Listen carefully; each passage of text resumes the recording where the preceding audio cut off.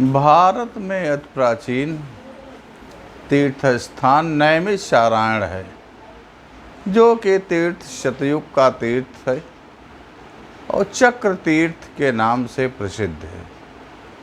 नैमिषारण्य किस शतयुग का तीर्थ है, इसका तो विवरण वेदों पुराणों में नहीं मिलता है, लेकिन ये शतयुग का तीर्थ है, इसका विवरण मिलता है। और यहाँ पर जो है आदिकाल से जो है ऋषि मुनियों की तपोस्थली रही है। महर्षि दधीच जैसे अनेकों संत, पिपलाद ऋषि, महर्षि दधीच ऋषि, व्यास जी, सूत जी आदि संतों की जो है ये तपोभूमि रही है। व्यास जी ने यहाँ पर रह करके 18 पुराणों की रचना की थी और सूत जी ने इसी सत्यनारायण भगवान कथा की रचना इसी नैमिषारण्य में की थी। नैमिषारण्य गंगा गोमती नदी के तट के किनारे पर बसा हुआ अरण्य है और सदैव जो है भक्तों की, सन्यासियों की, तपस्वियों की स्थली रही है। यहाँ की महारानी शत्रुपा और मनु ने यहीं पर तपस्या करके राम जन्म का वरदान प्राप्त किया था। राम ने पुत्र के रूप में जन्म लेकर उनके को दिए हुए वरदान को पूर्ण किया था, जो दशरथ के पुत्र के रूप में राम जी ने जन्म लिया था। तो इस कहते हैं कि जो है वहीं एक पिपलाद ऋषि का आश्रम गोमती के किनारे है। आज भी वहाँ पर कुछ तपस्वी संत रहा करते हैं, उनके शिष्य रहा करते हैं। तो एक नारायण दास जी महान संत थे और उनके कुछ शिष्य भी रहते थे साथ में। तो एक दिन एक शिष्य ने जिज्ञासा की कि महाराज, दान से क्या लाभ है? दान मनुष्य क्यों करता है? हमारी यह जिज्ञासा है कि आप जो है हमको इस बारे में कुछ अपने मुखारबिंद से ज्ञान दें। ऋषिवर कहने लगे, ठीक है, इसके बारे में हम आपको ज्ञान के साथ अनुभव भी कराएंगे। अनुभव होना जो बहुत ज़रूरी है। जिस चीज़ का अनुभव हो जाता है वही ज्ञान बिल्कुल पक्का ज्ञान हो जाता है। तो ऋषि अपने शिष्य को लेकर के एक शहर की तरफ गए और वहाँ एक बड़ा व्यापारी धनवान सेठ था। उसके दुकान पे गए और उस सेठ से कहने लगे कि आपके पास हम इसलिए आए हैं कि हम आपसे कुछ आर्थिक सहयोग चाहते हैं और उस सहयोग से हम शिष्यों के लिए कुछ गुरुकुल आश्रम बनाएंगे। तो यदि आप चाहें तो हमको कुछ इतना पैसा दे दें जिससे हम गुरुकुल बना सकें। तो सेठ जो था वो धर्मात्मा, दयालु था। तो उसने कहा, हे ऋषिवर, आपको हम पैसा देंगे और आप अपना जो है आश्रम बनाइए और जहाँ तक हो सकेगा वहाँ तक हम पर्याप्त धन की व्यवस्था करेंगे। लेकिन ऋषि को तो पैसा लेना नहीं था, वो तो अपने शिष्य को ज्ञान देने के लिए ले गए थे। तो उन्होंने कहा, पैसा तो हम लेंगे, लेकिन जितने रुपए देंगे आप उतना जो है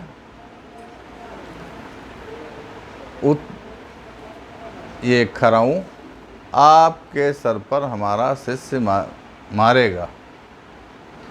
तो जितने खराऊं आप सह लेंगे उतने ही हम जो है आपके पैसे लेंगे।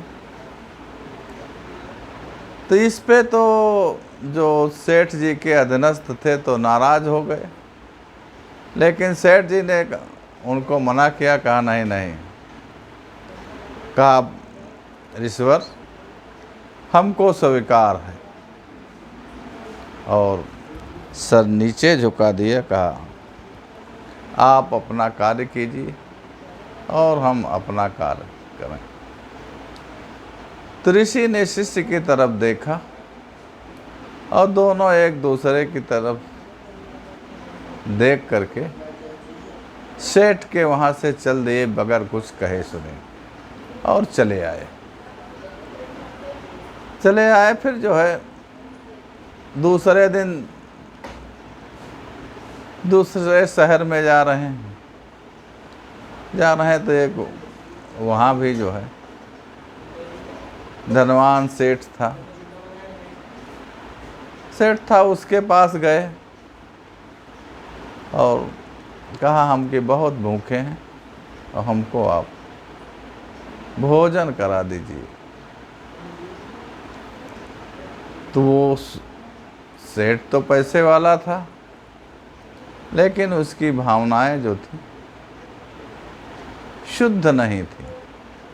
तो उसने कहा आजकल तो भिखारियों की लाइन लगी है, जो देखो वही मांगने के लिए चला आता है, चलिए भागे यहाँ से, मैं किस किस को खिलाता रहूँगा। तो ये सुनकर ऋषि और शिष्य दोनों चले आए।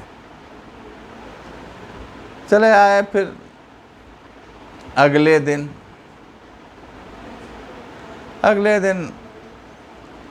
आते हैं तो देखते हैं कि एक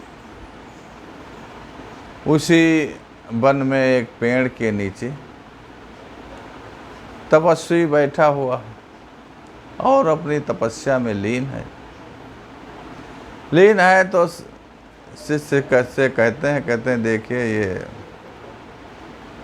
भूखे होंगे, इनके यहाँ खाने पीने की तो कोई व्यवस्था है नहीं तो हमारा आपका कर्तव्य बनता है कि हम इनके पास कोई भोजन रख दें, कुछ पैसे रख दें, जिससे इनकी व्यवस्था हो जाएगी। तो उस तपस्वी के पास में कुछ पैसा रख दिया। तपस्वी ने देखा, कहा पैसे उठाइए आप और यहाँ से जाइए, हमको किसी पैसे की आवश्यकता नहीं है, हम दूसरे पर आश्रित होकर अपनी साधना खराब नहीं करना चाहते। तो उसने भगा दिया। तब शिष्य और गुरु दोनों चले आए। तब शिष्य से गुरुदेव ने कहा कि देखा था आपने कि दान की महिमा ये है, जहाँ आप पहले दिन गए थे तो वो भी सेठ पैसे वाला था, तो आपने कहा कि हम इतनी चोटें भी आपको मारेंगे, उतने पैसे लेंगे, लेकिन उसने सर झुका दिया, कहा आप पैसा लीजिए अपना और ये हमको चोटें दीजिए। तो वो सेठ जो है वो धर्मात्मा है, पूर्व जन्म में भी धर्मात्मा रहा है। तो उसी धर्मात्मा के कारण आज वो संपन्न है, सब तरीके से समृद्धि है, और ये जो भाव उसके अंदर जागृत है, तो इस भाव के कारण वो अगले जन्म में भी जो है समृद्धि को प्राप्त करेगा। दूसरे दिन जहाँ गए थे वो सेठ तो धनवान था, लेकिन उसने भोजन देने से मना कर दिया था और कुछ अपशब्द भी बोले थे। तो उसकी स्थिति ये है कि इस पूर्व जन्म के कारण इस जन्म में तो समृद्धि प्राप्त हुई है, लेकिन ये समृद्धि अगले समय में, भविष्य में रहने वाली नहीं है। तीसरे दिन जो देखा था, एक तपस्वी था और पेड़ के नीचे हम लोग कुछ पैसा और भोजन भाव ले करके गए थे और उसने मना कर दिया था। तो वो तपस्वी जो है वो अपनी तपस्या से अगले जन्म की तैयारी कर रहा है और अगले जन्म में उसको जो भी उसकी कामना है सब कुछ भविष्य में प्राप्त होगी, जो कुछ इच्छाएं हैं उसकी पूर्ण होंगी।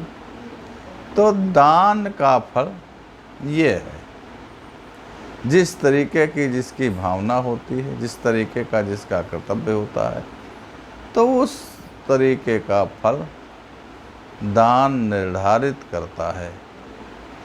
तो प्रिय साथियों,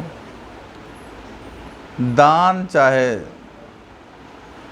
धन का हो, चाहे अन्न का हो, चाहे श्रम का हो और चाहे आपकी वाणी का हो, जिससे किसी का हित होता हो,